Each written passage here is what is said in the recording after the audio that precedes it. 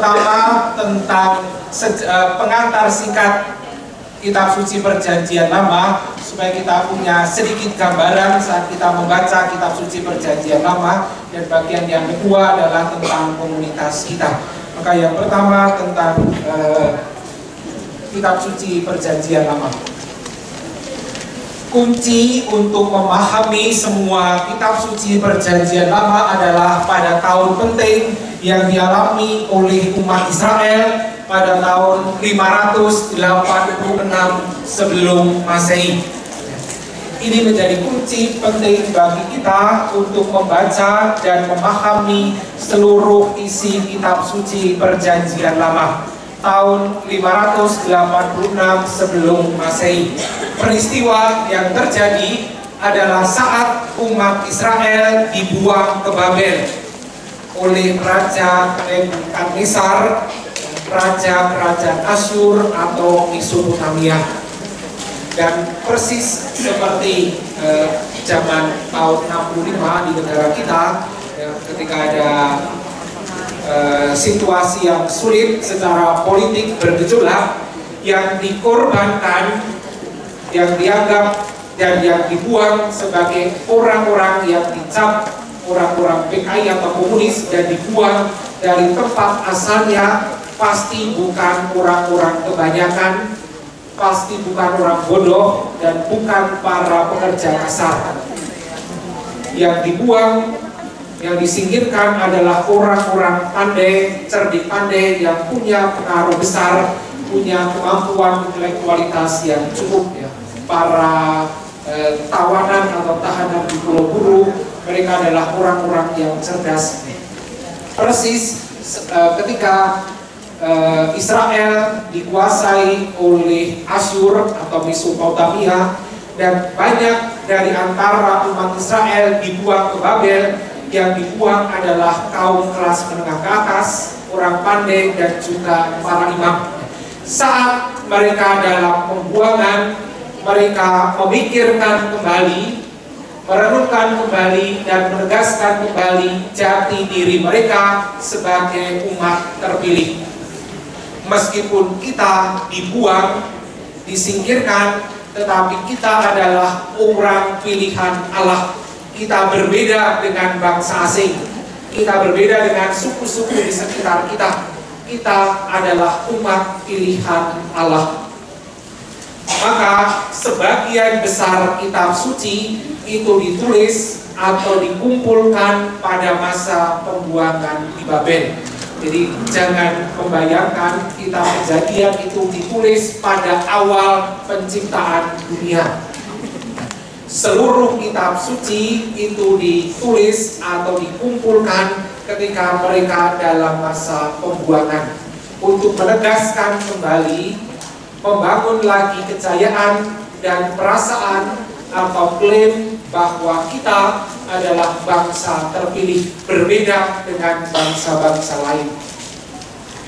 Maka Allah selalu digambarkan sangat garang, mudah marah, mudah menuntut, karena bangsa Israel sedang membangun kembali sebagai bangsa baru. Gambaran Allah yang kita temukan dari kitab Kejadian sampai nanti Samuel yang kelompok pertama adalah gambaran Allah yang sangat keras dan sangat menuntut. Bukan, jangan membayangkan Allah mengatakan kepada Musa misalnya, karena orang-orang Israel itu menyembah berhala, sekarang bunuhlah mereka semua. Jadi bukan Allah yang mengatakan kepada Musa, tetapi klaim penulis dan pengumpul kitab suci. Sekali lagi, yang hendak dibangun adalah kemurnian dan kejayaan orang Israel di Babel yang dibuang. Meskipun dibuang, kita adalah bangsa pilihan Allah, dan kita harus lagi mengembalikan kejayaan sebagai umat pilihan Allah. Kehancuran dan pembuangan adalah akibat dosa, yaitu beribadah kepada Allah-Allah lain. Maka penyembahan berhala atau Allah lain adalah dosa besar. Menurut mereka yang ada dalam pembuangan di Babel, kaum cerdik pandai, para imam, dan juga para penulis atau pengumpul kitab suci, keadaan mereka dibuang di Babel adalah karena mereka menyembah kepada Allah-Allah lain atau dewa-dewi lain.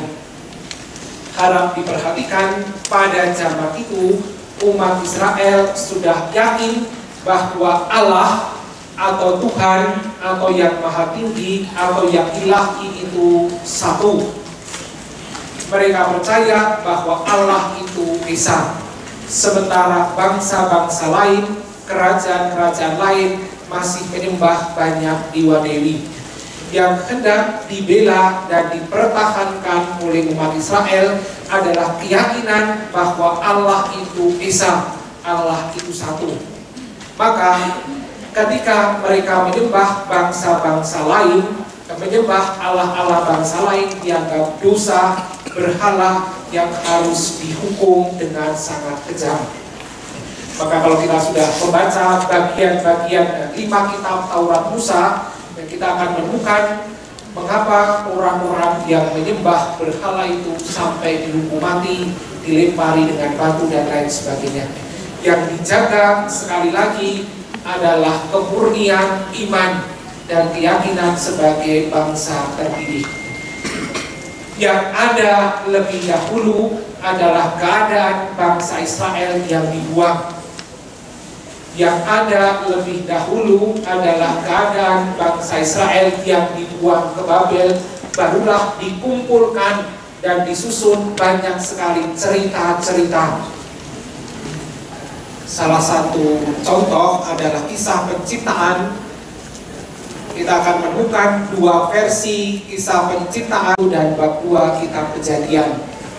Jangan dibayangkan Allah yang menciptakan 2 orang, Adam dan Hawa, lalu kemudian anak-anaknya siapa lagi. Cerita-cerita ini adalah cerita yang sudah sangat umum di kalangan suku-suku di sekitar Israel pada waktu itu. Dan umat dan para penulis atau pengumpul kitab suci sekedar mengambil alih cerita-cerita itu begitu saja. Maka kita tidak akan mempertentangkan apakah manusia itu dari kera atau dari Adam dan Hawa. Ini bukan soalnya.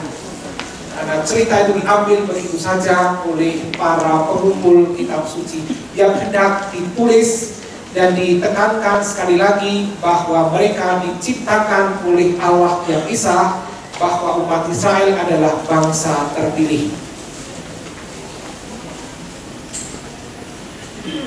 Situasi sosial politik yang ada di sekitar umat Israel. Sekitar tahun 700 sebelum Masehi ada 2 bangsa besar yang saling berebut kuasa, yaitu kerajaan Mesir dan kerajaan Mesopotamia. Kerajaan Israel adalah kerajaan yang sangat kecil. Kita tidak akan menemukan sejarah umat Israel dalam buku-buku sejarah umum. Hanya ada di dalam kitab suci, tidak pernah disebut dalam buku-buku sejarah umum. Nah, Israel ada di tengah-tengah 2 kerajaan besar yang saling berebut kuasa. Kadang membela Mesir, kadang membela Mesopotamia. Bisa kita bayangkan pada tahun ini seperti situasi di Arab, ada pengaruh besar dari Amerika dan Rusia. Kadang mereka membela Amerika, kadang mereka membela Mesopotamia atau Rusia. Nah, sikap yang pelin-pelan ini pasti secara politik untuk memperoleh rasa aman. Tetapi secara keagamaan nanti akan dikecam, sebab mereka mudah berbalik entah kepada dewa-dewi Mesir, entah kepada dewa-dewi Mesopotamia. Nah, dan ternyata tahun 586 sebelum Masehi mereka dikalahkan oleh Asyur dan dibuang ke Babel. Suku-suku lain di sekitar mereka adalah bangsa Amon, Moab, Edom, Amalek, Kedar, dan lain sebagainya. Lanjut. Nah, sejarah singkat Israel. Diperkirakan kalau Abraham ada, kalau tokoh ini ada, diperkirakan muncul sekitar tahun 1900 Masehi yang berasal dari Mesopotamia. Sementara keluaran dari Mesir itu diperkirakan sekitar tahun 1250 sebelum Masehi yang dibawa oleh Musa. Kemudian sampai pada zaman hakim-hakim atau pemimpin-pemimpin suku. Tahun 1050 sebelum Masehi adalah zaman kerajaan.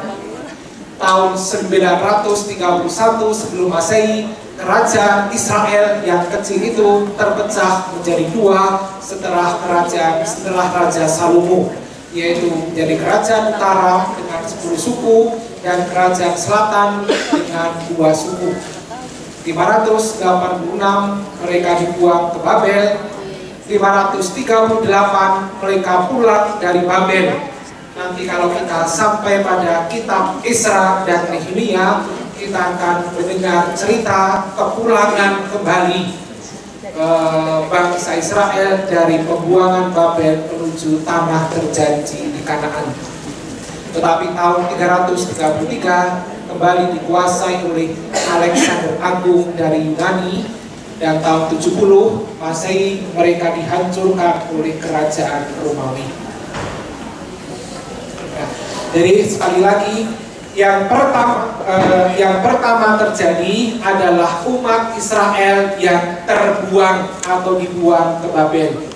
Barulah kemudian mereka mengumpulkan atau menulis kisah-kisah kitab suci yang menjadi pegangan bagi hidup mereka untuk membangun kembali kejayaan bahwa kita berbeda dengan bangsa lain. Meskipun kecil, kita adalah umat pilihan Tuhan. Maka yang terakhir adalah makna kitab suci bagi kita. Yang pertama, kitab suci bukan kitab ilmu pengetahuan. Ya, jadi nanti tolong yang pernah datang ke sini tidak bertanya lagi manusia berasal dari kera atau manusia berasal dari Adam. Ya. Jadi kalau ada teman yang tidak datang dan bertanya, silahkan dijawab sendiri. Dan yang kedua adalah kitab suci adalah kitab agama, bukan katekismus. Maksudnya apa? Kitab yang kita punya bukan kumpulan ajaran atau hukum yang harus dilaksanakan, melainkan suatu relasi antara manusia dengan Allah dan relasi manusia dengan manusia. Bukan penerapan hukum, melainkan jiwa atau semangat hukum. Salah satu pertanyaan yang sering muncul adalah umat Israel dilarang makan darah. Kok sekarang orang Batak masak anjing dengan darah? Ini orang-orang yang harus dihukum mati semua. Itu namanya gota, apa? Nama makanan itu gota. Jadi sering itu pertanyaan-pertanyaan muncul, kenapa kok sekarang orang Katolik makan darah? Bukan maksudnya demikian. Dalam pandangan biologi mereka, darah adalah nyawa. Jadi tempat nyawa itu darah, maka manusia tidak berhak atas nyawa siapapun, termasuk nyawa binatang dan nyawa manusia. Tetapi daging itu tidak ada nyawanya ya, bagi mereka pada waktu itu. Maka yang hendak dibela adalah membela kehidupan. Yang dibela adalah nyawa itu bukan haknya manusia, tetapi haknya Allah. Kemudian perempuan yang datang bulan kok tidak boleh masuk ke rumah ibadat. Dulu tidak boleh, kok sekarang boleh. Kalau sekarang di gereja malah isinya perempuan semua ya. Jadi hukum-hukum ini bukan sesuatu yang harus kita terapkan sekarang, tetapi yang hendak dibangun oleh mereka adalah ketaatan total dan kesetiaan kepada Allah, kemurnian hati, persembahan yang paling baik yang diberikan untuk Tuhan. Dan yang ketiga adalah kitab suci kita adalah kitab yang tidak karuan sebenarnya. Bukan hasil tulisan satu orang, tetapi dikumpulkan dengan urutan yang tidak jelas. Bukan Allah yang ngomong langsung kepada nabi atau penulis lalu mereka menulis, tetapi yang terjadi adalah sudah ada banyak sekali tulisan-tulisan dengan berbagai macam tradisi. Kaum imam yang menekankan ibadat yang sangat detail punya aturan-aturan ibadat. Kaum Yahwis, kaum Elois, kaum Deuteronomis juga punya kitab suci mereka sendiri. Oleh beberapa redaktor ini dikumpulkan begitu saja, kadang-kadang tidak sambung dan kadang-kadang urutannya sangat tidak jelas. Hanya karena kita punya kitab suci terjemahan dalam bahasa Indonesia, seolah-olah semuanya jelas ya. Pada awalnya ada yang bahasanya macam-macam, tradisi macam-macam yang dikumpulkan dalam ditaruh begitu saja. Kadang-kadang diselipi oleh cerita-cerita yang sengaja ditambahkan oleh orang yang mengumpulkan, pada dalam cerita asli tidak ada. Lalu yang terakhir, kitab ini adalah kitab untuk umat, kitab dari umat dan untuk umat.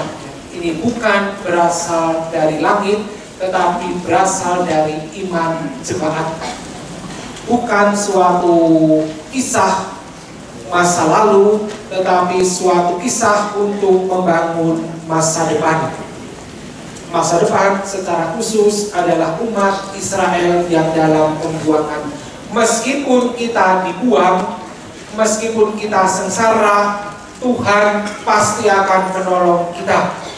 Asal kita bertobat dan setia kepadanya, seperti dahulu Allah menolong nenek moyang kita keluar dari Mesir menuju tanah terjanji di Kanaan. Seperti dahulu Allah menyelamatkan Abraham dari negeri yang tidak jelas menuju tanah terjanji di Kanaan. Apakah Abraham dan Musa ada atau tidak, sulit dibuktikan kebenarannya. Ada atau tidak sangat jelas. Tetapi kisah ini dipakai untuk membangun iman keyakinan Allah pasti akan menolong kita, seperti dahulu Allah juga menolong nenek moyang kita. Asal kita setia dan bertobat kepadanya. Baik, terima kasih. Ini bagian yang pertama.